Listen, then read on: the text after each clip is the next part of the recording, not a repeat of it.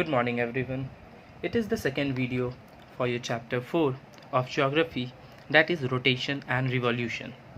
In the previous video, we discussed about rotation and its effect. Today, we will be studying about revolution and effects of revolution. The first topic that we will be coming across is revolution. Revolution. It is the other movement of the earth which is around the sun. As we know, the earth is spin on its axis. It also moves around the sun in its orbit in an anti-clockwise direction, that is called revolution.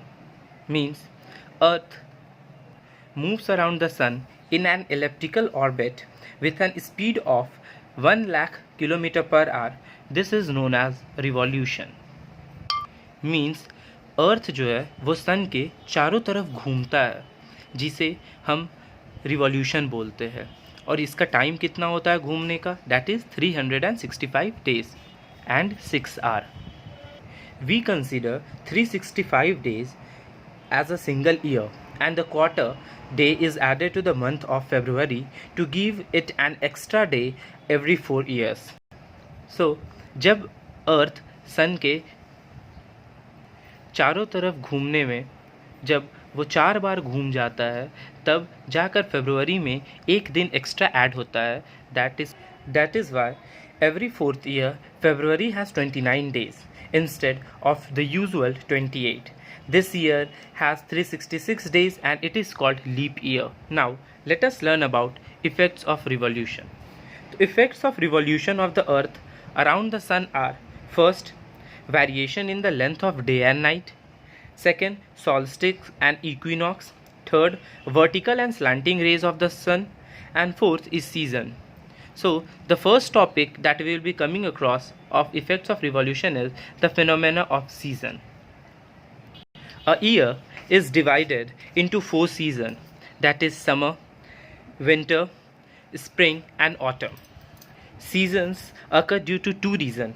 That is the revolution of the earth, and second, the inclination of the axis at a fixed angle.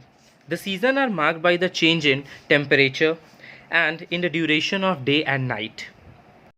As we know, the northern and southern hemisphere experience the opposite types of season. Means अगर northern hemisphere में winter है तो southern hemisphere में summer होगा. इस condition में अगर northern hemisphere में समर है तो सदर्न हेमिस्फेयर में विंटर होगा. Let's read about the 4 seasons in these hemisphere. Look at the position of the earth on 21st June in the given figure. The northern hemisphere is inclined towards the sun. The sun rays fall directly on the Tropic of Cancer.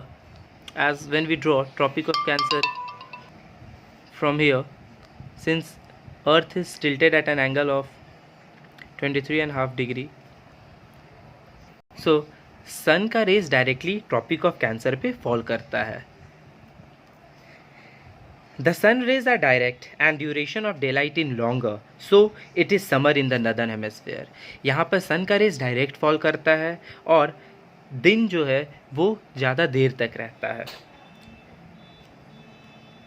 Therefore, on 21st June, the northern hemisphere experiences the longest day and shortest night of the year. Means यहाँ पर दिन बड़ा होता है और night छोटा होता है. In the southern hemisphere, during this period, the conditions are just opposite, as it is the region which is turned away from the sun. अब ये जो रीज़न है ये सन से दूर है. सन का लाइट यहाँ पर पहुँच नहीं पा रहा है. यहाँ पर पहुँचता भी है तो स्लैंटिंग लाइट पहुँचता है, जिसके कारण क्या हो रहा है, यहाँ पर विंटर सीजन होता है. जस्ट नदर्न हेमिस्फेयर का ऑपोजिट. लाइक नदर्न हेमिस्फेयर में डे लॉन्गेस्ट था, नाइट शॉर्टेस्ट. सदर्न हेमिस्फेयर में नाइट लॉन्गेस्ट होता है and day shortest. Now autumn in the northern hemisphere and spring in the southern. So on 23rd September, the sun shines vertically over the equator. Means sun का light directly equator पर fall करता है, causing equal day and night all over the earth once again. This time, the northern hemisphere has autumn while the southern hemisphere has spring. Places on the equator do not experience any change in temperature because they have only hot weather throughout the year. Now, winter in the northern hemisphere and summer in the southern hemisphere. On 22nd December, the northern hemisphere, since Tropic of Cancer is over here and Tropic of Capricorn is here, northern hemisphere is turned away. northern hemisphere जो है वो दूर है सन के race से and receive slanting light. यहाँ से एक slanting light आ रहा है. Days are shorter and nights are longer. इस चलते यहाँ पर डे जो है दिन जो है वो शॉर्ट होता है और नाइट जो है वो लंबा होता है. And hence there is winter in this part, और इस पार्ट में उस टाइम विंटर सीजन होता है. On the other hand in the southern hemisphere, since it is incline toward the sun, यहाँ पर सन का लाइट डायरेक्टली फॉल करता है over the tropic of Capricorn. Now it is summer in the southern hemisphere. On this day the place have the longest day and shortest night of the year. Like यहाँ पर night लंबा होता था और day छोटा, यहाँ per day लंबा होगा और नाइट छोटा. Now, spring in the northern hemisphere and autumn in the southern hemisphere. On 21st March, the sun shines vertically over the equator once again. Therefore, all the places on the equator have equal day and night. This time, when the northern hemisphere has spring, the southern hemisphere has autumn. अब इस time में क्या होता है, northern hemisphere पे spring season होता है और सदर्न हेमिस्फेयर में ऑटम होता है. नाउ इस पूरे सीजनल चेंज में दो टर्म्स आए, एक सॉल्स्टिस और एक equinox. Like see summer solstice, winter solstice, spring equinox and autumn equinox. इसका मतलब 21 जून को समर सॉल्स्टिस होता है, 22 दिसंबर को विंटर सॉल्स्टिस होता है, 23 सितंबर को ऑटम इक्विनॉक्स एंड 21 मार्च को स्प्रिंग इक्विनॉक्स. तो एक्चुअली ये सॉल्स्टिस एंड इक्विनॉक्स है क्या? तो now we will be studying about solstice and equinox. Solstice is the date on which the sun shines over the tropics. Solstice उस डेट को बोलते हैं जब सन का लाइट, सन का रे डायरेक्टली ट्रॉपिक्स पर फॉल करता है, either on the tropic of cancer और either on the tropic of Capricorn. So, on 21st June, the sun seems to stop for a day over the Tropic of Cancer before it's starting its journey towards south. Therefore, it is called summer solstice. On 22nd December, the sun is overhead at the Tropic of Capricorn. इसमें tropic of cancer पे sun rays fall करता है और winter solstice में tropic of Capricorn पर. Again, it seems to stop for a day before it starting its journey towards northward. So this day is known as winter solstice. अब equinox क्या होता है? Equinox means equal day and night. अभी हम लोग पढ़े थे इक्वेटर पर autumn equinox spring equinox and autumn equinox में क्या होता था, इक्वल डे एंड नाइट होता था. तो इक्विनॉक्स का मतलब ही होता है equal day and night. The sun is overhead at the equator twice a year. एक ऑटम स्प्रिंग इक्विनॉक्स टाइम और एक ऑटम इक्विनॉक्स टाइम. दोनों टाइम क्या होता है, सन का जो रेज होता है वो डायरेक्टली कहाँ फॉल करता है, इक्वेटर के ऊपर. इसीलिए 21 मार्च is the spring or vernal equinox. When there is spring in the northern hemisphere, there is autumn in the southern hemisphere. Similarly, on 23rd September, it is the autumnal equinox.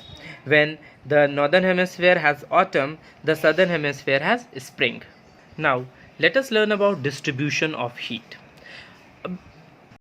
अभी हम लोग पढ़े थे कि summer solstice और winter solstice में सन का raise जो है वो डायरेक्टली ट्रॉपिक्स पर फॉल करता है and spring equinox and autumn equinox में इक्वेटर पे फॉल करता है. तो इसका मतलब इक्वेटर पास जो रीजन होगा या इक्वेटर के का जो रीजन होगा वो डायरेक्टली सनरेज रिसीव करेगा. And places located on the equator have hot weather throughout the year. Means whether it is spring equinox or whether it is autumn equinox, यहाँ पर जो भी प्लेसेस होंगे वहाँ पर हमेशा थ्रू आउट जो वेदर होगा वो हॉट होगा. The seasonal variation in temperature is very less at the equator. तो इक्वेटर के पास देखोगे सीजनल वेरिएशन जो होता है बहुत ही कम होता है. मीन्स टेम्परेचर डिफरेंस जो होता है बहुत ही कम होता है. लाइक समर सॉल्स्टिस और विंटर सॉल्स्टिस में क्या होता है, जो टेम्परेचर होता है वो वैरी करता है. लाइक डे का टेम्परेचर 40-45 डिग्री सेल्सियस रहेगा, बट नाइट का टेम्परेचर 23-22 डिग्री रहता है। बट इक्वेटर के पास क्या होता है, यहाँ पर टेम्परेचर ज़्यादा डिफरेंस नहीं होता है। यहाँ पर इक्वेटर पर दिन का टेम्परेचर 18 डिग्री सेल्सियस होता है और रात का टेम्परेचर 15 डिग्री। तो डिफरेंस कितना हुआ, 3 डिग्री का, बट इसमें डिफरेंस ज़्यादा होता है। Now heating is intense in the tropics on either side of the equator. अब इक्वेटर के ऊपर जाएंगे, that is tropic of cancer और either tropic of capricorn, heat जो होगा वो ज़्यादा होता है, मीन्स लार्ज एरिया पर स्प्रेड होता है। बिकॉज इक्वेटर पे क्या होता था, डायरेक्टली फॉल करता था, इसमें क्या होता है, जो हीट होता है, जो सनरेज होता है, वो थोड़ा स्लैंट हो जाता है। As we move away from the equator the sun rays fall at a slant and travel through a longer distance in space. तो सन का रेज स्लैंट होने के कारण वो ज़्यादा दूर तक फैलता है। As the same amount of heat rays are spread over in large area, the heating of the earth's surface is less intense. So अब लार्ज एरिया पर जब सन का रेज फॉल कर रहा है, जिसके कारण क्या होता है, जो हीटिंग पावर होता है वो थोड़ा कम हो जाता है। एज यू कैन सी, इस एरिया में जितना ज़्यादा हीट होगा और इस एरिया में जितना हीट होगा, दोनों में वास्ट डिफरेंस होगा। यहाँ पर हीट ज़्यादा होगा, बट ये जो एरिया है यहाँ पर हीट कम हो जाएगा, बिकॉज स्लैंट होने के कारण ये लार्जर एरिया में स्प्रेड हो गया और ये स्ट्रेट होने के कारण ये डायरेक्टली स्मॉल एरिया में स्प्रेडेड है। That's all for today. Rest of the topic we will be covering in the next video. Thank you.